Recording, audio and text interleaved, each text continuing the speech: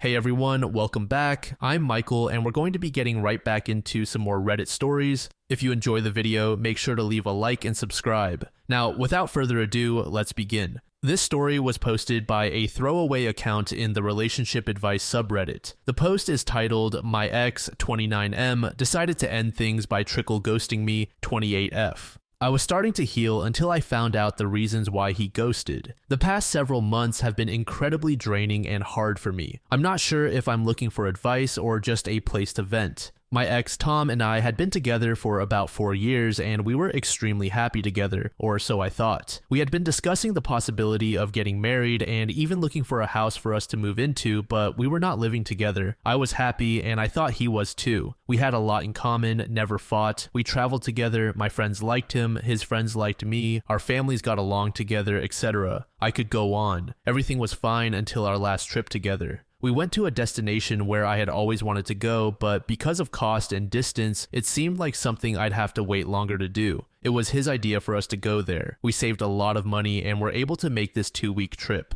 Once we got back from this vacation, things started to get weird. After we landed, which was the last time I saw him, he told me he was feeling unwell and sick from the trip and wanted to go home to sleep. I didn't think this was too unusual, so we said our goodbyes. I tried texting and calling him the following day to see if he was feeling better, and he didn't respond. I started to worry, but he finally sent me a single text saying he was fine but tired about 2.5 days after our trip ended. From there, our communication basically broke down. I can't say he fully ghosted me because he would occasionally send me a message and didn't remove me from any social media. From that point, I'd try to contact him by calling, texting, sending a message on Facebook, and he didn't respond. After about 4 to 6 days of no communication, he would end up sending me a couple of texts and then I wouldn't hear from him for several more days. What hurt even more was that this ghosting period overlapped with New Year's, Valentine's Day, and my birthday. Days on which nothing happened and he didn't even wish me a happy whatever. I felt like I was going crazy. I had no idea what was going on and just wanted some sort of answer from him. I was also extremely embarrassed to talk to anyone about what was happening. I stopped going out as much and didn't really see my friends for the 2+ months he was trickle ghosting me.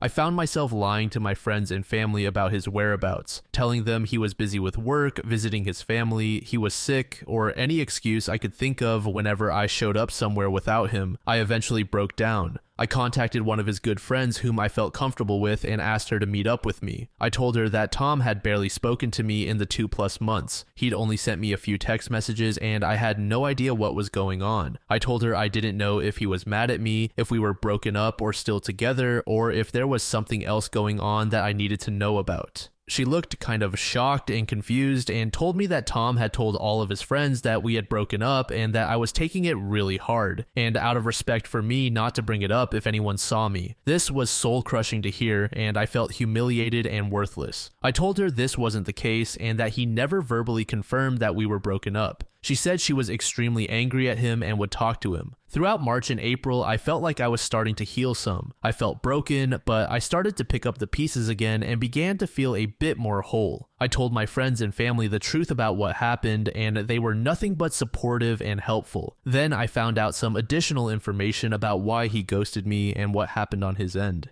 Tom apparently started to get high with her at her place and was originally just trying to hide his drug use because he knew I wouldn't approve. Then he started to get high and then have sex with her. He felt guilty and embarrassed about it, but this wasn't enough for him to stop getting high with her. His intentions were to just get high and then leave to go back to his place, but what would usually happen is they would end up having sex once they were both properly high. This woman hated my guts and kept pushing Tom to break up with me so they could be a couple. He didn't want to end things with me but felt so guilty and disgusted with himself, he thought the best thing to do was to just try to ghost me. Tom kept their relationship secret for a while until she got tired of their secret relationship status. So she just started to blurt things out about them when his friends were all together at their usual bar. He came clean to his friends about it but was so embarrassed that he shortly ended things with her after his secret was found out. I only found out about this because the same friend I had met up with a couple of months ago reached out to warn me that Tom is going to try to get back together with me and felt that I deserved to know the truth in case he isn't forward with what happened. There is no way in hell that I'd get back together with Tom. I can't help but feel like absolute dog shit that Tom would end things with me over that kind of garbage person, and I'm having a hard time understanding why he would choose some waste of space over someone who is actually trying to be a person and is successful. I don't know what to do at this point. I'm dreading the possibility of seeing his face again. I don't know if I could contain my urge to slap him or if I would just break down and sob. I was doing well moving on from him. I was starting to feel happy again. Now I think I'm back at square one. I'm depressed and stressed out. Is there anything I can do? I kind of want to stay hidden in my apartment, not answering calls until this is all over.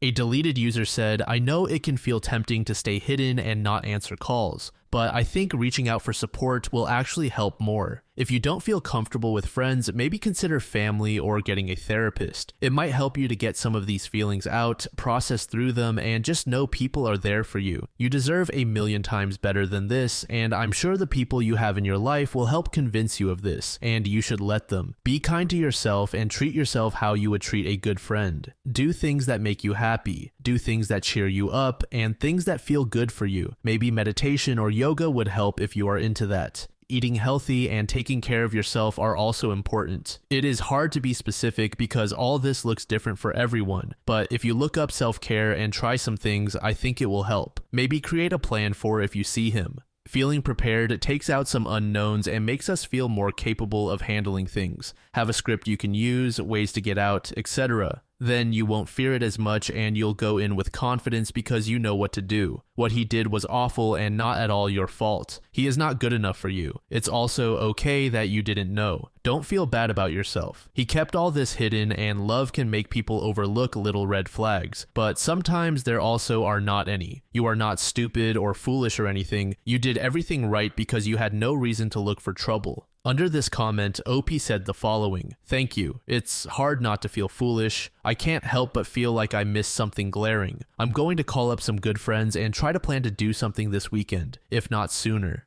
I'll look up some self-care plans. I don't think I've been very kind to myself these past few days since finding out, and I'm not sure if I could ever face him. I'm honestly scared of running into him at this point." User B's knees said, "Throw the whole man away. Not even a man in my eyes, but a complete coward. He's not worth any more of your time, energy, or tears. I think it'll help your healing if you realize who Tom really is. He wasn't the man you thought you loved. That was all an act. You were in love with the idea of him and not his real self. His actions show who he truly is. He was willing to throw away your relationship for a quick drug hit and sex. He had absolutely no respect for you as a person to cut things off when his affair started, but chose to string you along for months. And not only was he weak enough to cheat, but he showed no remorse and continually went back after the effects of the drugs wore off, so he was fully aware of his actions. He also only admitted his affair to his friends when backed into a corner and instead chose to make you the bad guy to your friends instead of coming clean to you at that point. You're not the bad person here, and you don't owe him any response or any more of your time.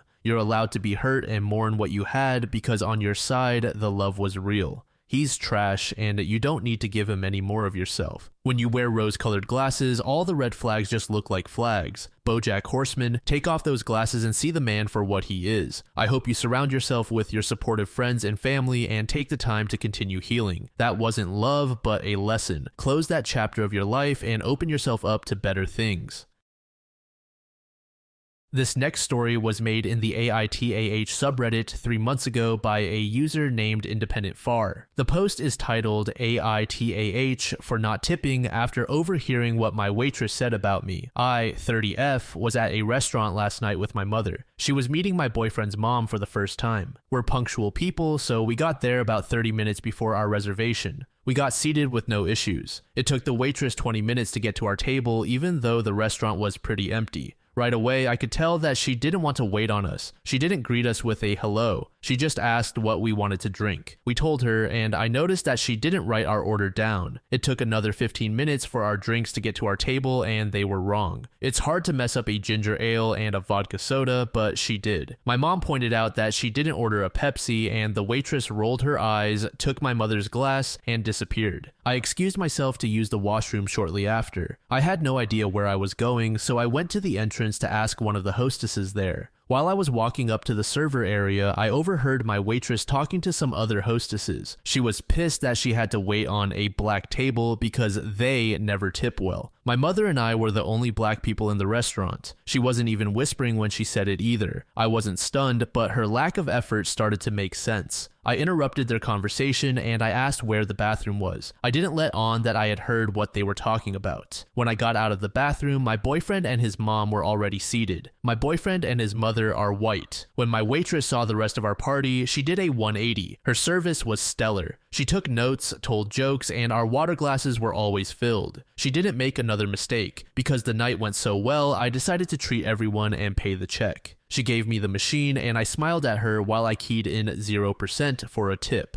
She didn't notice until after the receipt had been printed out. By that time, all of us had already started to leave. She tapped me on the shoulder and asked if I had made a mistake on the bill. I told her I didn't think so and looked at the receipt. She asked if there was a problem with her service and I said her service was fantastic, but since I was a black woman, I don't tip well. Her face went white and she kind of laughed nervously and I laughed as well. I walked out after that, but my boyfriend's mom asked what had happened. I told her what I had overheard and my boyfriend's mom said that I should have tipped her anyway because it shows character. She seemed pretty pissed at me after that. My boyfriend and my mom are both on my side, but I'm wondering if I should have just thrown in a $2 tip. User LF said NTA. I worked as a server for 6 years and I would absolutely not expect a tip for behaving like this to customers. She probably does not make much in tips and this industry isn't for her. It's so inappropriate to ask people why they didn't tip you. This is so embarrassing. A deleted user said NTA. This was perfect. You did not cause a scene yet made her perfectly aware of the consequences of her racism.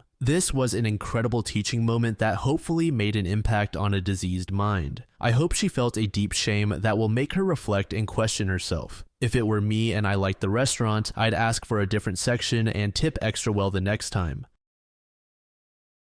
This final story was made in the same subreddit by a user named Broken Heart. The post is titled AITAH for not wanting to be the maid of honor at my best friend's wedding because she's pregnant and marrying my ex. So two major parts of my life converged recently and I'm just devastated and question pretty much all my actions, hence why I'm posting here because I may be acting awful to two people I love dearly. So part one is Tammy, my best friend since elementary school. She is literally my sister. We have done pretty much everything together, same college, same dorm, roommates, confidants, sloppy drunk mates, you name it. I love her so much. Part two is Gregory, my college boyfriend. I love him as well, but we just could never make things work. Had one of those hot mess relationships which are a combination of torture and bliss. We have dated off and on since freshman orientation. All of us are 27 now, but usually end up in flames. I always loved him so much that I hoped we'd mature and be able to make things work. He moved to a different city after college, but we'd stay in touch, send flirty texts, and even went on vacation twice. We got along great as long as we both had our own places to retreat to, if that makes sense. All along, we both had dating lives, and to be fair, I never told him about my long-term idea that we'd be together. A year ago, Tammy moved to a city about 30 minutes away from Gregory. She was having a really hard time meeting people, so I told her since she knew Gregory so well, she should call him and see if he can introduce her to his group of friends.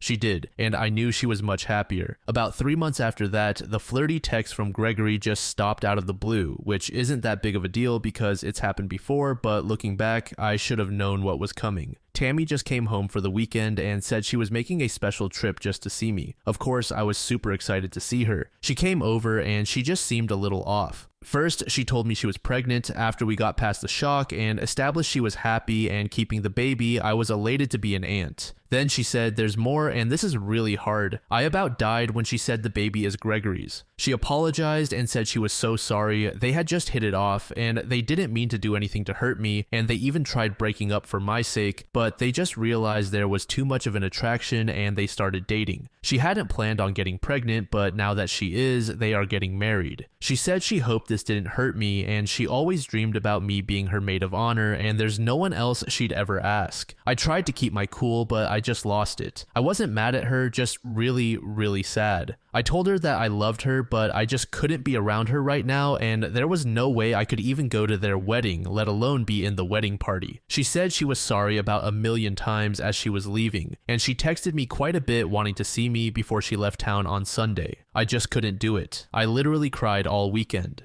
Here's the thing, if I were never in the picture, they make a perfect couple. Perfect. Tammy's brand of fiery is a much better match to Gregory's calm nature than mine. They are both gorgeous and smart and great with kids. If two people should be hooking up to be great partners and parents, it's those two. I just can't help being hurt. Am I the jerk for not wanting to be her maid of honor? Edit, this blew up like crazy. I had no idea, thank you. I think pretty much everyone so far thinks at least my initial reaction is okay. The thing that people seem most confused by is the timeline. And honestly, I was wrong in my OP.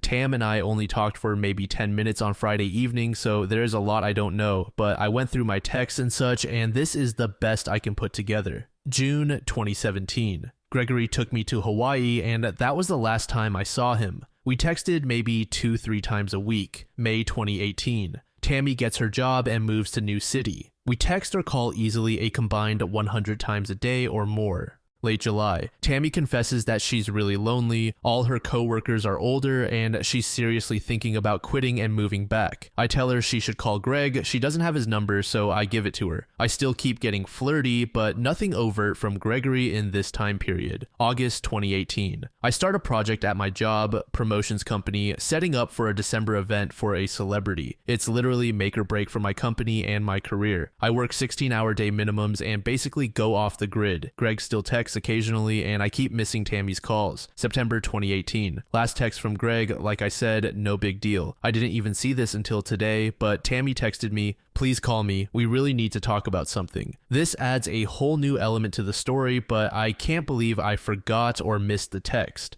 I respond to another text of hers later in the day, kind of bitchy, "You know I'm busy, give me some time to breathe." Another piece I forgot until I dug in my texts. She may have taken this as a message I wasn't ready. I assume this is when they first hooked up. September to December. We still miss each other, and honestly, don't think I talked to her, and looking back, she texted about 5 times to every one of my responses, and if I read it right, she initiated all conversations. I wasn't a very good friend. My event goes off pretty well, and then I immediately leave for an overseas vacation with my family. January. We still didn't talk at all, but I didn't think much of it. Friday the 1st. She drops the news in person. She's been pregnant for about 2 weeks and getting married in April. So that's the timeline. Not sure if it clears anything, but it looks like Tam may have reached out to me at least once. A couple days later, OP provided an update. I posted the original on Tuesday morning. I pretty much couldn't focus on anything else, so I took the rest of the week off to have a self-pity party. That wasn't working, so I just decided, screw it, I'm going to drive 7 hours to see Tammy and just tell her how I was feeling. I texted her on the way, and she said she was happy I was coming. I really wanted to address all the very good questions you good people had brought up in my post from Tuesday. So I got there and we basically hugged hello, and I have to admit I was very happy to see her. What was so fucking weird is it was obvious Gregory was living in her place now. I don't even know why I hadn't even thought about this, but he's a pretty messy dude, so when I saw cereal bowls on the coffee table and socks on the floor, I was like, this is real. Thank God Greg wasn't there, and Tammy apologized that she just didn't feel good enough to clean up before she heard I was coming. So our conversation basically centered around what happened and why she never told me. At first, she was kind of talking around it to spare my feelings, and I got sort of frustrated with her and told her to please just tell me what happened. So it turns out they went out as a group right after I gave her Greg's number, and they just had an immediate attraction. They said that for the first few times they hung out, it was all just reminiscing about our college days and never mentioned the attraction. I guess about 2 weeks of hanging out, they kissed for the first time, and she was so pissed at herself she blocked his number and didn't see him for almost a month. I guess she got lonely again, they ran into each other and admitted they had real feelings. She said she texted me and told me she wanted to talk about it right after they agreed to start dating, but she knew I was busy and really wavered on interrupting the most important time in my professional career versus telling me some very hard to swallow news. She said, rightly or wrongly, she decided to tell me in person when she saw me again. Fast forward a little bit, I guess they got so serious they talked about eloping after only 2 months and were pretty much living together. She said they had a drunken New Year's Eve party and just weren't careful. And that's when she assumed she got pregnant. She said she knew then that it was an in-person conversation she had to have with me. Her first free weekend was last weekend. So I basically responded to all of this by saying I just didn't know how to feel. That in my brain, I knew Gregory and I were not compatible, but my heart always hoped we'd grow up and be able to make it work, and she was my best friend and I basically hooked them up. And I just don't know how to deal with all this. I know it's over, but even seeing his shit on her floor was sort of painful. Honestly, that would have been a massive fight between Greg and me. Like I said, Tammy is much more chill. I told her that I would always love her and always be her friend, but an April wedding is probably just too soon to be involved in a wedding party. She said she totally understood. We talked about the elephant in the room for maybe 20 more minutes, but honestly, we were just talking in circles, saying the same thing over and over again, so we just sort of moved on to how she was feeling, how work was going, me apparently wearing some sort of man repellent because I can't even hook up on Tinder, and all the other things friends usually talk about.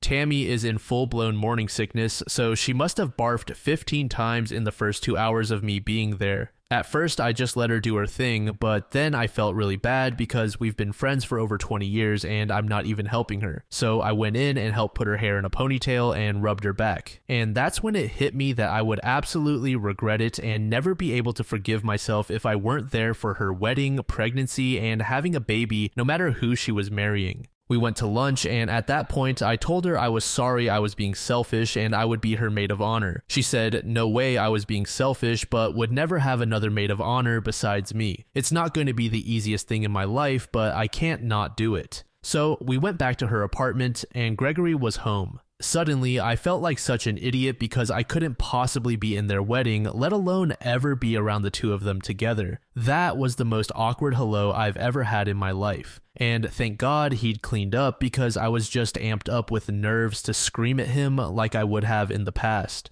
We sort of awkwardly sat on their couch, not saying much, but after a few minutes, I just started telling myself again to grow up. Don't let my own feelings get in the way of two people who may really belong together. Seeing them in person together is even more saccharine sweet than I thought possible. They are perfect for each other. Gregory is supportive and sweet, and she's far more tolerant of him than I could ever possibly be. It was still hard for the rest of the evening, but I think it will get better with time. I decided again I would be in their wedding. We had dinner and I got a hotel because even though I'm trying, I'm not ready to sleep in the same house as them. Tammy has to work today, so I'm just hanging out before I see her for lunch, then I'm going to drive back home. We have a long way to go, but I'm so glad I came to see her because at the very least we saw each other and talked it out, and I'm very happy that I'm going to be involved in these major life events with her. Thank you so much for all the input the other day, and thank you for reading all this. TLDR, my best friend is pregnant and marrying my ex-boyfriend. She told me on Sunday I had a post that blew up on Tuesday, and I traveled to see her yesterday to hash it out. Things are uncomfortable, but she is and will always be my best friend, and I've decided I'm going to be in her wedding.